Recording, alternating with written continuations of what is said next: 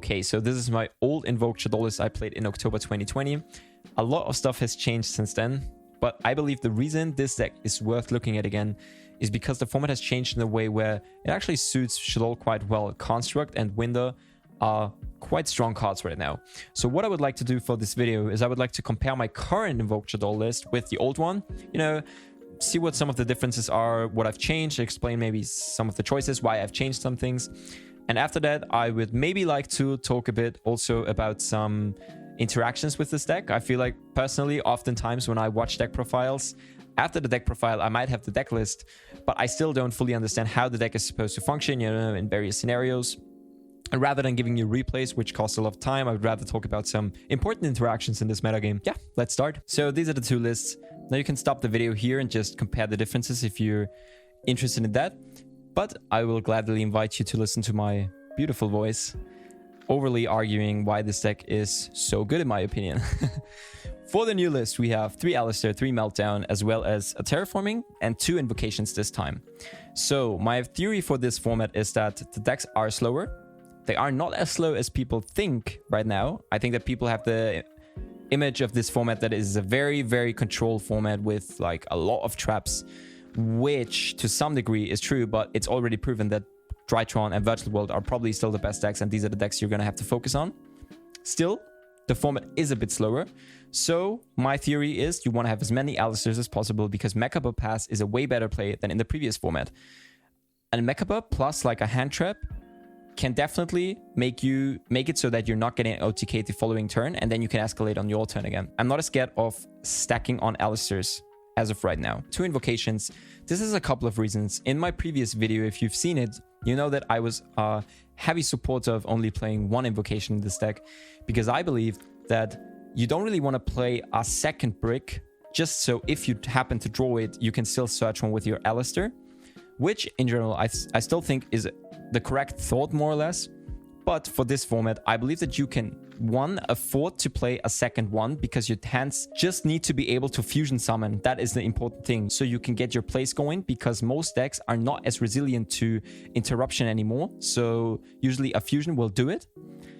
And also because it gives you a higher ceiling to some degree, right? But we'll get into that later. But I think these are the 2 main reasons why I want to play this format. Also, I think that regular baits are sort of better this format than previous format because you don't get hand looped anymore and you don't get buster locked anymore. So I'm okay with drawing this card more so than I was last format. Ecclesia, Fleur-de-Lis, and 3 Nadir's Servant. We cut the punishment. I personally didn't really understand why I would want to cut this card, but then I thought about it, and it also makes sense with adding a second invocation. You don't want to be locked out of your extra deck ever, basically. It definitely always was something that you had to focus on, that you don't waste the punishment so you can't play on the following turn. So even if you were able to interrupt in sometimes, you wouldn't be able to play because you couldn't special summon out of the extra deck.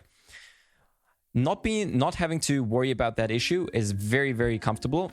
Also, I believe it was sort of a break. So I believe that most decks right now, they're not resilient enough so to the point where the punishment would make the difference.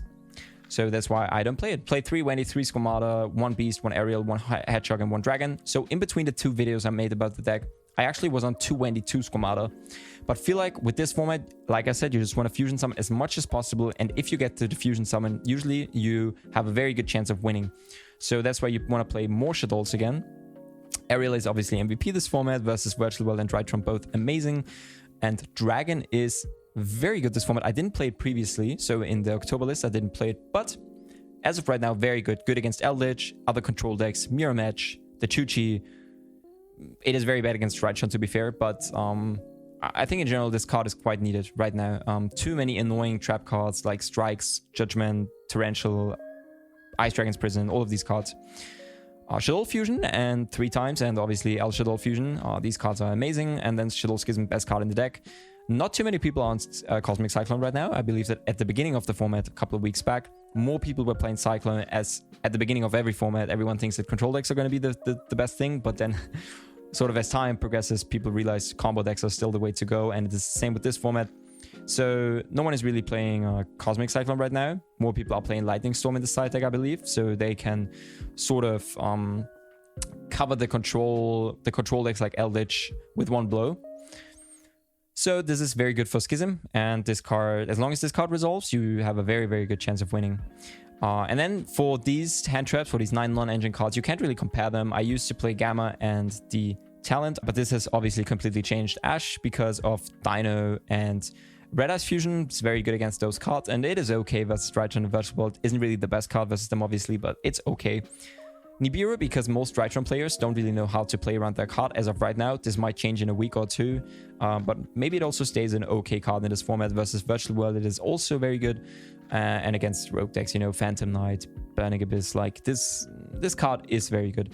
And then Droll and Lockbird, because the Drytron matchup is the hardest matchup this format. I believe that the Virtual World matchup is a lot easier because of Shaddoll Fusion, and they usually call light, so you can still play under their VFD. But the Vanity's Ruler basically kills you unless you can like I don't know, like weirdly resolve a Squamato or something, the flip effect, but it doesn't really come up. So Joel and Lockbird very important in the main deck because it's the only deck you lose to without hand traps, right? Extra deck, we play 2 Apcalone, 3 Construct, 2 Winder, 1 Entis, 1 Augatus, and 1 Mechaba. Nothing about this extra deck has changed, but with 2 Invocation, you could think about playing 2 Mechaba. Maybe, but I just didn't have the space for it. You will see why. We played one Artemis. This saves us an extra deck spot, actually. It's funny that now we don't have space for the second Mechaba, even though we can even save a space for the Secure Gardener play. This card is good because we can link it away, and this will be relevant for the cross-sheep play with the access code Talker, which I'll come to in a second. But we also play Gravity Controller. This is a very standard combo piece in this deck. You basically fusion summon into your construct, mill the Schism, you know, link the construct away for the controller, and then get the Schism back. And then the cross sheep, Celine, and access code combo is sort of a three monster combo. Basically, you make cross sheep with Alistair plus any other monster, and it revolves into an OTK. So you normal Alistair with any other monster, you go into cross sheep, you use Invocation, summon the Mechaba in the zone cross sheep points to, so that you can summon back the Alistair, make Celine, summon back the Alistair, make access code, and that's OTK with 8,800 damage, if I'm correct. This just comes very out of nowhere and makes unwinnable matches winnable. And this is basically because you can play the Artemis, you can now play this this combo, which is very, very good. For the side deck, this has obviously changed also a lot, but I think this is sort of what I would go through for this format, and it has worked pretty well so far. 2 Skullmaster and 3 Cycle Reader versus combo. So against Drytron, post-siding, you want to have 14 hand traps to combat them. Honestly, I tried non-engine cards on your turn that would stop them, like Droplet or, you know, Dark Ruler, stuff like that. But the problem is then you lost a card and you still lose to the like 3 Herald of Orange Lights in their hand. So I felt like hand traps would be the most effective. You just want to stop them from playing at the beginning. So 5 hand traps, and then we already play 9 in the main deck, so that's enough. And against Virtual World, you also cite the Skullmeisters and the Droplets. Even though the Droplet is bad versus the Chuchi and the VFD, I believe that this is still better than having nothing, basically, versus that deck. And cards like an additional Wendy or Squamata won't get you anywhere anyway, or like the second Invocation.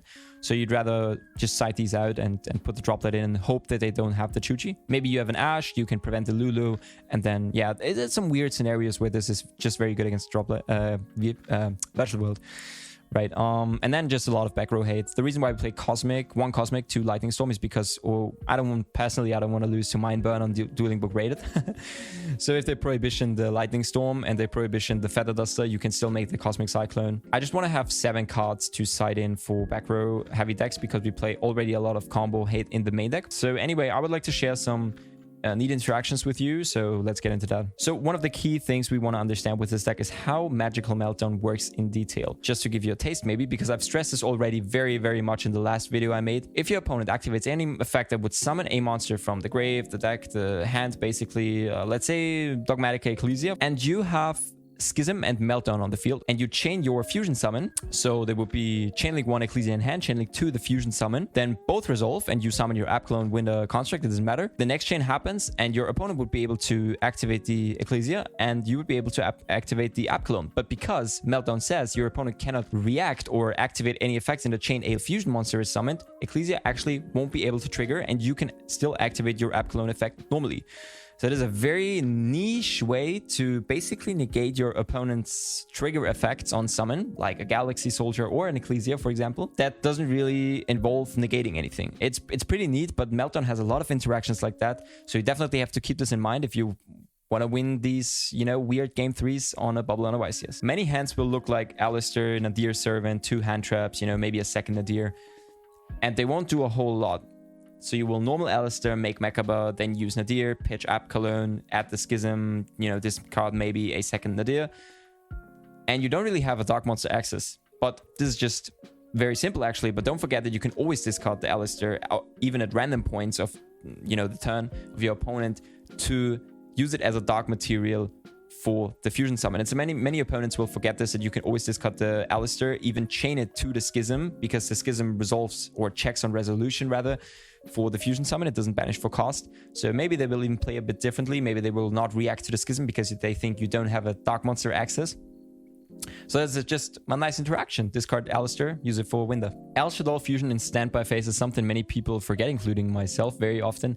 But against many cards, this will be the perfect out, right? The Fleur-de-Lis can only trigger in the main phase, Schism can only trigger in the main phase, and most of all, versus Prank Kids, this is going to be amazing because you can actually trigger your Shaddoll Dragon in the standby phase, because in the standby phase, they cannot trigger the fusion spell, which they mostly rely on. This is a very good interaction you should always keep in mind. Another very simple but nonetheless very amazing thing is that you can always banish your opponent's Drytron monsters with your Invocation. So remember that Invocation is just, in general, this format, a very, very good card against Drytron. All in all, I think this deck has a lot of potential this format. It's a great, fun deck to play. It is not too easy to pilot, so you will have a huge learning curve, which is always great with any deck.